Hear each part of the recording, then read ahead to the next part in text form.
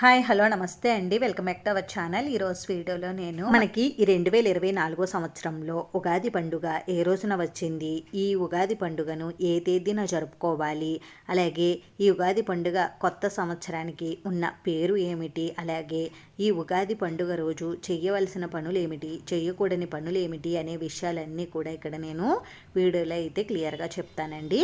అందుకని ఎవరు కూడా ఎక్కడ కూడా వీడియోని స్కిప్ చేయకుండా చివరి వరకు చూడండి. అలాగే మన ఛానల్ని ఎవరైనా ఫస్ట్ టైం చూస్తూ ఉంటే ప్లీజ్ తప్పకుండా సబ్స్క్రైబ్ చేసుకోండి. వీడియో నచ్చితే మాత్రం లైక్ చేయడం మర్చిపోవద్దండి. ఉగాది అనే పదం యుగాది అనే సంస్కృత పదం నుండి అయితే వచ్చిందండి. నూతన ఉత్సాహానికి నాంది తెలుగు వారికి ఈ ఉగాది పండుగేనండి. పురాణాల ప్రకారం బ్రహ్మదేవుడు చైత్ర శుద్ధ పాడ్యమి రోజున విశ్వాన్ని సృష్టించాడని మన పురాణాలలో అయితే చెప్పబడి ఉందండి. ఈ ఉగాది పండుగకు చాలా గొప్ప ప్రాముఖ్యత అయితే ఉందండి. త్రేతాయుగంలో శ్రీరాముడికి పట్టాభిషేకం జరిగింది కూడా ఈ ఉగాది రోజునే అని పురాణాలు అయితే చెప్తున్నాయండి. మరొక కథనాల ప్రకారం సోమకారుడు బ్రహ్మ నుండి వేదాలు దొంగలించినప్పుడు విష్ణుమూర్తి మత్స్యావతారంలో వెళ్ళి సోమకారుణ్ణి వధించి వేదాలను బ్రహ్మదేవుడికి తిరిగి అప్పగించిన రోజున కూడా ఈ ఉగాది రోజేనండి.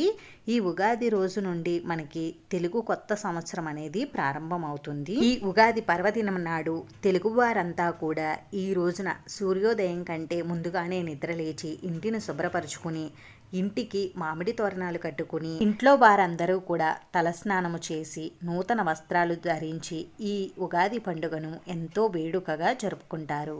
ఏవైనా కొత్త పనులు ప్రారంభించడానికి ఈ ఉగాది రోజు నుండే ప్రారంభిస్తారండి. అలాగే ఈ ఉగాది రోజు నుండే కూడా మనకి వసంత ఋతువు అనేది ప్రారంభమవుతుంది.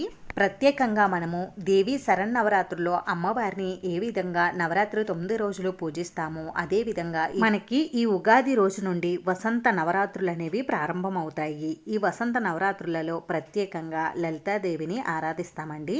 అదేవిధంగా ఈ ఉగాది రోజు నుండి 9 రోజులు మనము శ్రీరాముని నవరాత్రులుగా అంటే రామనామ జపం ప్రతినిత్యము చేస్తూ రాముని నవరాత్రులుగా ఎంతో వేడుకగా జరుపుకుంటాము.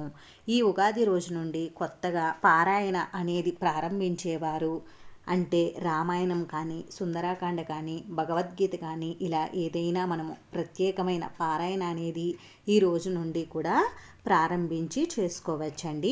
ఈ ఉగాదికి నింబకుసుమం అంటే వేప పూత అనేది ఏర్పడుతుందండి. ఈ రోజున తప్పనిసరిగా ఉగాది పచ్చడి తినాలని మన శాస్త్రం చెబుతుంది. ఇంతటి విశేషమైనటువంటి ఉగాది పండుగ 2024 సంవత్సరంలో మనకి ఎప్పుడు వచ్చింది, ఈ సంవత్సరం తెలుగువారి కొత్త సంవత్సరం పేరు ఏమిటో నేను ఇప్పుడు చెప్తానండి. ముందుగా ఈ కొత్త సంవత్సరం ఉగాది పేరుని తెలుసుకుందామండి.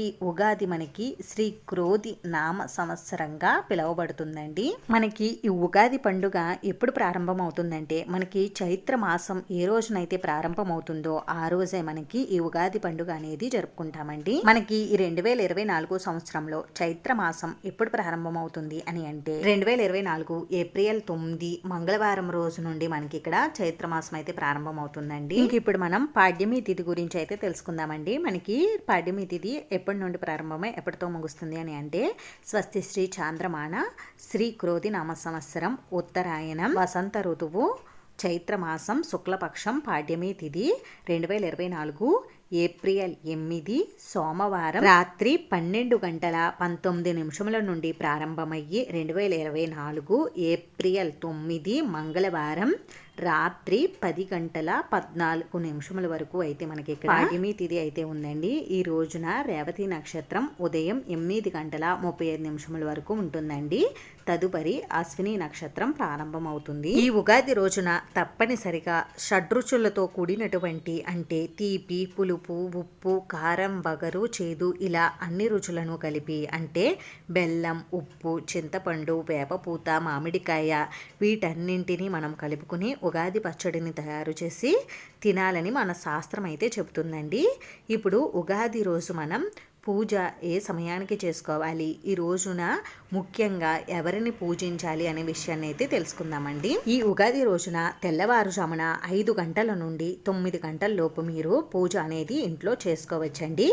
అయితే ఈరోజు ముఖ్యంగా మీ కుల దైవాన్ని అయితే పూజించుకోవాలండి. స్వామివారు ఉంటే స్వామివారిని, అమ్మవారు ఉంటే అమ్మవారిని పూజించుకోవాలి. ఇంకా ఈ ఉగాది పండుగ రోజున చేయవలసిన పనులేమిటి, చేయకూడని పనులేమిటో ఇప్పుడు తెలుసుకుందామండి. ఈ రోజున ప్రతి ఒక్కరూ కూడా ముఖ్యంగా సూర్యోదయానికంటే ముందుగానే నిద్ర లేచి తైలాభ్యంగన స్నానం చేయాలండి. అంటే నువ్వుల నూనెను వంటికి పట్టించి తల స్నానం చేయాలి. ఈ రోజున తప్పనిసరిగా సూర్య నమస్కారం చేయాలండి. అలాగే ఈ రోజున నూతన వస్త్రాలను ధరించాలి. ఈ రోజున తప్పకుండా ఎవరికైనా లేని వారికి మీకు తోచినవి వారికి ఉపయోగపడేవి దానం చేయాలండి. అలాగే మనకి ఎండాకాలం కూడా మొదలవుతుంది కాబట్టి విసనకర్రలు దానం చేస్తే చాలా మంచిదండి ఈ రోజున. అలాగే ఈ రోజున తప్పకుండా పురాణ పఠనం కానీ శ్రవణం కానీ చేయాలండి.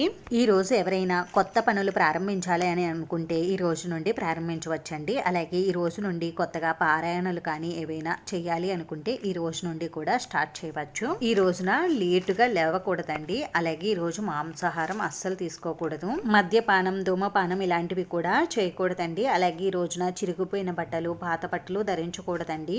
ఈ రోజు ముఖ్యంగా దక్షిణం వైపు కూర్చొని పంచాంగ శ్రవణం చేయకూడదండి. అలాగే ఈ రోజున మనం పంచాంగ శ్రవణం వింటూ ఉంటాం కదండి. అంటే దేవాలయాలకు వెళ్ళినప్పుడు కానీ లేదు అంటే మనకి టీవీల్లో ప్రసారం అవుతూ ఉంటాయి. అంటే ఈరోజు మనకి రాజ్యాధిపతి ఎవరికి వచ్చింది, మన రాసుల గురించి ఇలా చెప్తూ ఉంటారు కదండి మనకి పండితులు. అలా వారు మనకి పంచాంగ శ్రవణం చెప్పేటప్పుడు దక్షిణం వైపుగా కూర్చుని మనం ఈ పంచాంగ శ్రవణం అనేది చేయకూడదండి. అంతేనండి, విన్నారు కదా. ఈ వీడియో మీకు నచ్చితే మీ ఫ్రెండ్స్కి, రిలేటివ్స్కి షేర్ చేయండి. ఇటువంటి మంచి మంచి వీడియోస్ కోసం ఛానల్ని సబ్స్క్రైబ్ చేసుకోండి. వీడియోని చివరి వరకు చూసినందుకు చాలా థ్యాంక్స్ అండి.